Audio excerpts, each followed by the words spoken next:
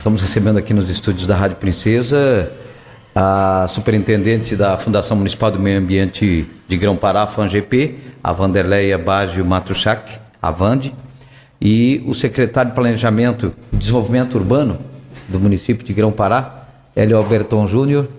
E se ele não contestou o planejamento e desenvolvimento urbano é porque é, né? E o Hélio Alberton Júnior e o Elinho estão com a gente nesse momento para falar de um assunto importante. Aliás, é uma preocupação das administrações municipais através destas pastas, destes segmentos, essas conversações com os setores que desenvolvem trabalhos que acabam por concluir projetos em construção ou concluídos no município, como água, energia, enfim, as ligações que são necessárias para que as pessoas se instalem. E há uma cobrança do Ministério Público, que já tem há algum tempo isso, para que haja o cumprimento das leis para o desenvolvimento ordenado, área industrial, área residencial, e Grão-Pará tem essa preocupação em cumprir também as exigências dessas leis, e as pastas estão aí, né? Então, como eles são os responsáveis, estão com a gente para falar sobre essa situação. Eu até conversava com a Vande em off, aí nos bastidores antes desta entrevista, desta preocupação e dos parceiros que estão também conscientes desta questão, que seria a Sergapa e o SAMAI. Vande, uma alegria mais uma vez recebê-la e falar dessa ação tão importante. Bom dia. Bom dia, Ramon. Bom dia a todos. É realmente uma questão bem importante que está bem em foco no desenvolvimento do município, né? Então, a gente, em conversa dentro dos setores da prefeitura e depois uma recomendação que já veio, é meio antiga, do Ministério Público, né? E agora a gente está trabalhando mais incisivamente nessa questão, com a Sergapa e também com o SAMAI, né? Que a gente sabe que são os equipamentos urbanos que dão viabilidade para te fazer uma construção ou propiciam, na verdade, maior facilidade para estar te desenvolvendo esse tipo de empreendimento de parcelamento do solo e afins. A gente sabe dessa questão da interferência desses segmentos, mas tem alguma contribuição, alguma participação no desenvolvimento, no desenrolar desse projeto? Tem que passar por uma avaliação. Como é que seria, através da fundação, da área de tua responsabilidade, né?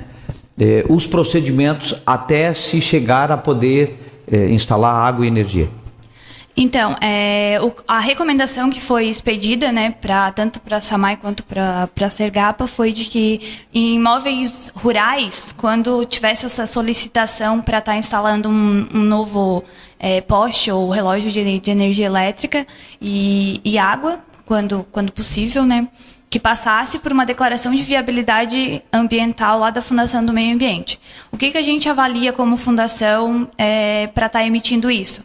A questão de áreas de preservação permanente, para ver se não tem nenhuma interferência nessas áreas, a construção, enfim, a atividade que vai ocorrer ali.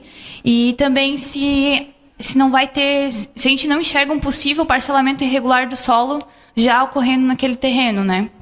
Então, é avaliado principalmente essas duas questões. Óbvio que cada caso é um caso, mas essas são as duas principais que a gente leva em consideração para estar emitindo a viabilidade ou não na questão ambiental, para estar fazendo essas novas instalações. Mesmo que no planejamento tenha uma atenção, um foco mais para o centro, ambos os setores têm comprometimento com as duas áreas. Sim, com as duas, tanto na zona rural quanto na zona urbana.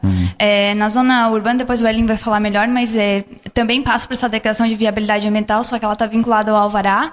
E a gente daí, para a área rural, a gente emite só essa declaração de viabilidade mesmo.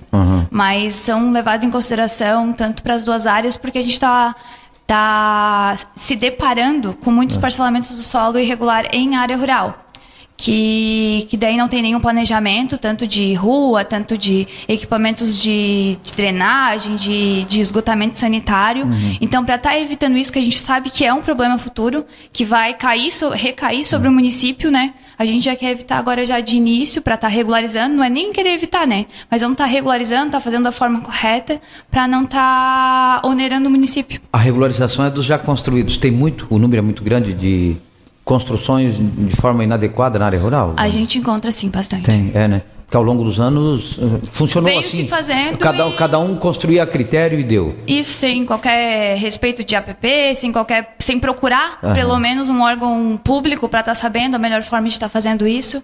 Então a gente se depara com bastante casos e bem diversificados. E tem um custo para isso? Não é tão, digamos, se tem, não é tão grande quanto os projetos que vão ser elaborados agora, porque ele vai ser dentro de alguns padrões assim já de uma forma adequada à lei. Agora, o da regularização, como é que vai funcionar? Tem algum procedimento que se possa... Tem sim. Falo da Fundação do Meio Ambiente, quando da regularização, tem que fazer a regularização através de licenciamento, né, sem área rural ou urbana, indiferente. Certo. Tem que procurar essa regularização, mas é passível sim. E o primeiro procedimento é ir na FANGP ou tem que ir no planejamento primeiro? Qual é o... Em área rural, pode ir direto na fundação. Certo. Em área urbana, pode ir direto com o planejamento lá na Prefeitura Municipal. Tem muitos projetos encaminhados agora ou que estão encaminhando? Tem sim. Agora, de início, quando a gente iniciou essa recomendação, veio uma demanda maior. Continua tendo uma demanda, mas já está diminuindo, vamos assim dizer. Que a gente sabe que não tem ligação todo dia, né? Então, mas tem sim uma grande procura. E tem vários tipos de construções? Tem um galpão, tem residencial, tem granja, tem paiol, enfim, Tem, normalmente, porque, principalmente no interior, né? O pessoal tem um relógio para casa, às vezes tem um relógio para granja. Então, toda vez que vai construir uma coisa nova, normalmente eles vêm procurar para instalar uma nova padrão de energia. Se eu quero esconder aí da superintendente da FANGP uma construçãozinha, eu sou passivo de multa, enfim, tem alguma situação que a pessoa possa responder pela questão legal, Wandi? Tem sim, na questão de Por isso que tem que ter essa consciência, né? Isso, procura a fundação para esclarecer as dúvidas antes de fazer uma coisa errada que venha a ser passível de, vamos dizer, uma multa, às vezes um processo administrativo. Procura a gente para estar se informando, sabendo certinho melhor como fazer. E assim, tem mais na questão de interferência em área de preservação permanente, que é uma questão que a gente trabalha bem incisivamente em cima disso, para não estar fazendo qualquer tipo de corte de vegetação em área de APP ou estar construindo dentro dessas áreas.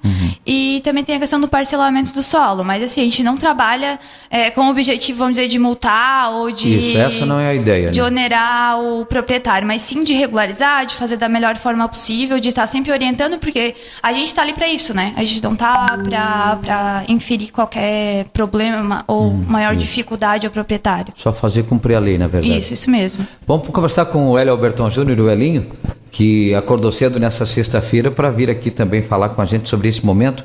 Elinho, secretário, vocês tiveram um contato com os dois segmentos, né? A cooperativa enquanto entidade, o SAMAI enquanto instituição, e o primeiro passo importante, e falando um pouquinho das ações dessa área que entram através do planejamento. Secretário, bom dia. Bom dia, Ramon. Bom dia a todos os ouvintes da Rádio Princesa. Como disse a Vanderlei, essa foi uma discussão assim que já vinha há muito tempo sendo tratada e como disse tu também, o Ministério Público nos cobrava bastante para efetivar a realização dessas exigências. E em comunicado ao SAMAI e à Sergapa, a gente informou, eles também são corresponsáveis, porque eles efetivam as ações no abastecimento de água e no fornecimento de energia elétrica. E a gente informou a eles quais as documentações que deveriam ser solicitadas para conseguir a efetivação lá no final, lá na ponta, né, da ligação da água e da energia.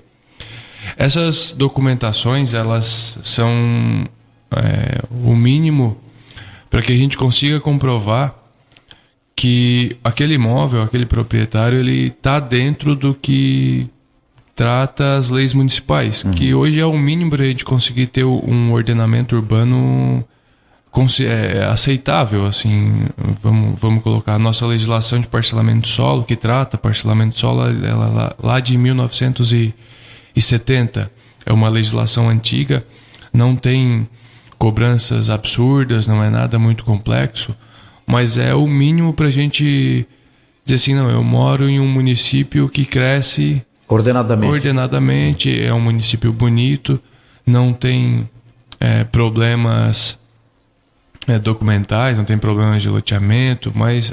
Não tem uma previsão de problemas sociais futuros grandes, né? Porque mesmo com essa legislação antiga, a gente tem muitos imóveis irregulares que tentaram burlar a lei de parcelamento de solo, isso foi uma prática antiga, e com essa solicitação aos órgãos responsáveis por esses serviços, a gente pretende encerrar esse tipo de trabalho irregular, porque isso traz um prejuízo para o proprietário. Ele está investindo lá um valor significante na aquisição de um imóvel, sendo que esse imóvel não está regular.